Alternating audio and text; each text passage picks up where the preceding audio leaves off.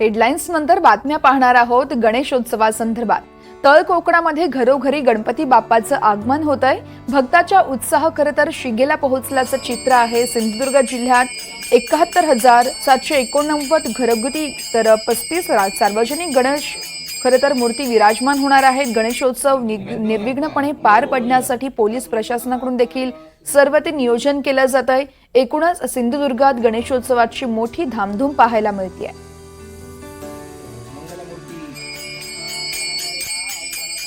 तळ कोकणात गणपतीचा आगमन झालेलं पाहायला मिळतोय। आपण माझ्या पाठीमागची जी काही दृश्य आहेत मी तुम्हाला दाखवतोय, गणेशाची दृश्य आहेत। तळ कोकणात लाडक्या बाप्पाचं अगदी आगमन झालेलं पाहायला मिळतोय। मी आहे अनाव गावामध्ये। अनाव गावात हे अनावकर कुटुंबीय आहे, त्यांच्या घरी हा विराजमान झालेला बाप्पा आपण पाहतोय।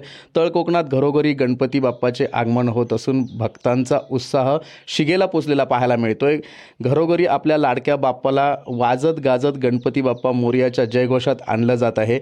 चाकरमानी सुद्धा तळ कोकणात दाखल झाले असून मोठ्या उत्साहात गणेशाचे आगमन होत आहे। सिंधुदुर्ग जिल्ह्यात 71,789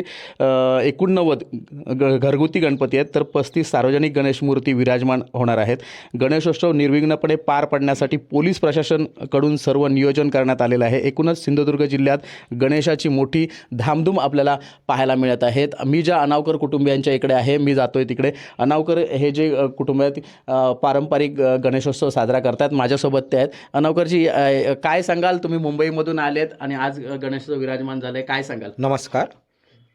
आम्ही गेली 62 वर्ष हा गणेशोत्सव या घरामध्ये करत होतो. याच्यापूर्वी जुन्या घराजवळ होता.